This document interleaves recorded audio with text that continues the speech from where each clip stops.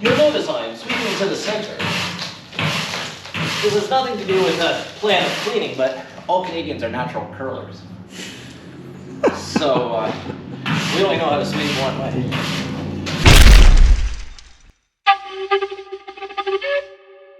Okay, explain to me what's going on here now. We're going to get Betsy.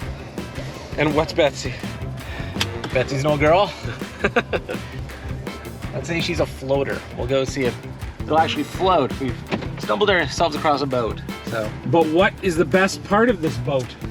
It's a free boat, so you usually know how good those are. And we'll see. We'll go take a look. It's on a sketchy trailer. It's on an angle. So we'll go from there. So what's the plan with the boat then? What are we thinking we might do? Well, it's rated for 45 horsepower, so we got a 70 horsepower motor for it. We'll go out and see if we can make it work. We've got another boat we're gonna put it up against. We'll see which one breaks down first. Oh, the Nexus. My phone has fallen into that place between seats where nothing ever comes back. Oh, wait, I got it. Okay, we're good. Now, the funny part of the jet boat is that ever since we've owned it, all it does is break down. So this way, we'll have two boats on the lake. Whichever one breaks down first, the other one tows it back to shore. And if neither of them break, then that's even better. Well, then we just know we're living in a fantasy world. Yeah, exactly. And there it is right there. Dun, dun. Not the one on the right, the one on the left. Oh, they leveled it out for us. It's not on as big an angle. I haven't even seen this thing.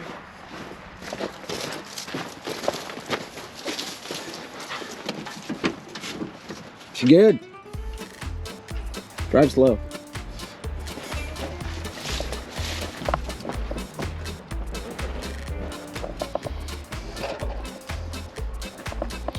Look at that floor. Just beautiferous. Gas can. Helpful if you need gas. Oh yeah. Huh. It's gonna have to be replaced, I guess. The gas can? No, the floor. Sure thing it is. Either that or we just bolt a couple seats right to the fiberglass. Yeah, all right. That too. Let's get her going. Look at quality down in there. Oh, that's good. This is. Oh goodness, something's bent. Ah. How heavy is this? Pretty heavy. Hey, it's the Peterborough. Yep.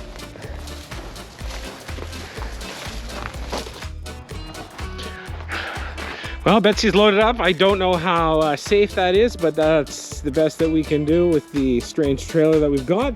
So now off to the old shop and get it all put away and figure out our major plans from there. So I'm heading over to Tim's. Sounds as though he's nearing the completion of a project that he's been working on for a little while over at his house. Just you? Yeah, just me. Kids wanted to stay home and play video games or something. Tell me about the car. 56 Chev, 4-door, that sat for sale by our parents' house for probably 4 years, I think. Had its problems for sure. It was an inline 6 with a 3 on the tree. I decided to do an engine swap. Just an engine swap, quick and dirty. I had a 350, go for it.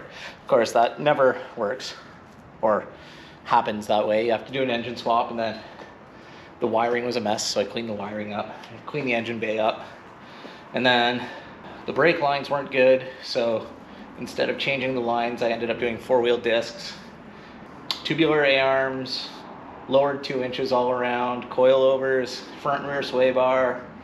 So, you know, engine swap. So that's what, oh yeah, new rad. Have to excuse some of the wiring, it's still not Howey's did its thing. New fuel line, new sending unit, upgraded from a 5/16 to a 3/8. Obviously all new brake lines.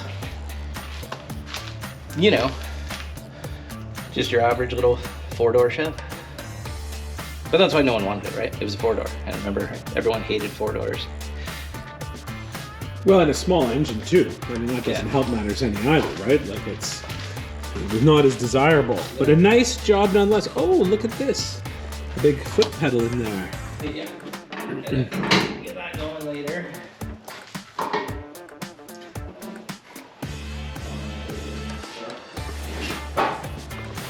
So tonight's plan is what? I want to move it forward so I can get it up on the hoist. Because I'm just going to finish off the little things I've got to do up on the hoist. And I want to clean up underneath this thing because it's an absolute mess. So unlike the hoist down at the shop, this hoist actually works. Well, don't say that yet. I had a hydraulic fluid leak, so I'm hoping that it didn't leak too much and we can still get her to go. But I guess first things first, let's move the car forward. So I guess you should kind of let everybody know that this is the first time it's left the garage under its own power since you did the engine upgrade, right? It left once before when I took it off the hoist. Okay. Put it on the ground so I could do all of the suspension and stuff. But really at this point now, we could take it for a rip down the road if it wasn't trapped in the backyard. It'd be good, yeah. There's a couple things that may be a little scary, but I know the shocks torque yet. I haven't greased the front end yet because it hasn't moved anywhere, right?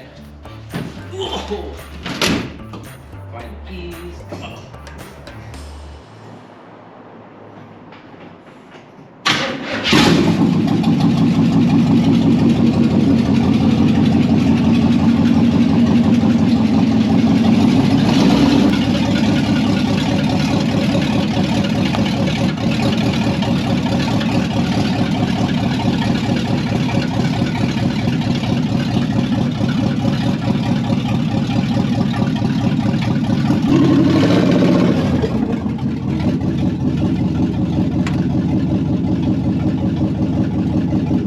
So one thing you should mention, I guess, is the fact that you did all of this pretty much by yourself, right? Yeah, I had engine swap, all the upgrades and stuff like that. Someone helped me lift the hoist rails onto the hoist, which I then had to take apart. Good to build the whole hoist, too. And the other thing I think everybody would be interested to know is this is the car you're always talking about stealing stuff for. Oh, yeah. All the parts from the truck. What's going on over here? That's the 55. This car has the craziest story. Started life out as a 56 four-door Pontiac. But some old guys didn't want a Pontiac, so they grafted an entire 55 Chev back end on. And the crazy thing is the 56 Pontiac and the 55 Chev in Canada were the same wheelbase. In the States they weren't. So basically they built a 55 Chev out of it. It had all the front material, all the rear material. They put the proper dash in, all that kind of stuff, and then just abandoned the project.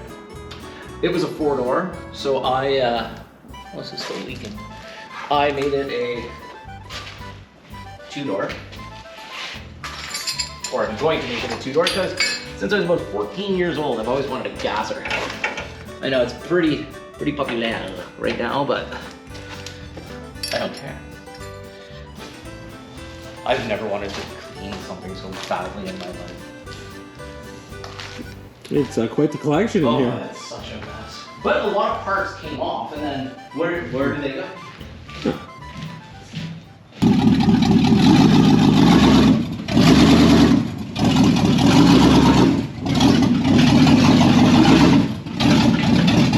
This is my mock exhaust. It's the same size. And I can just cut it to whatever I want, and then follow those pieces with actual tubing. Where'd you find those tubes?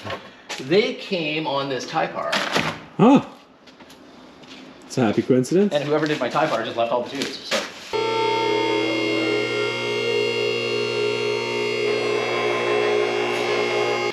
You can kind of see all of the front end work done now if you want. So, oh, I gotta put my e-brake cable on as well. I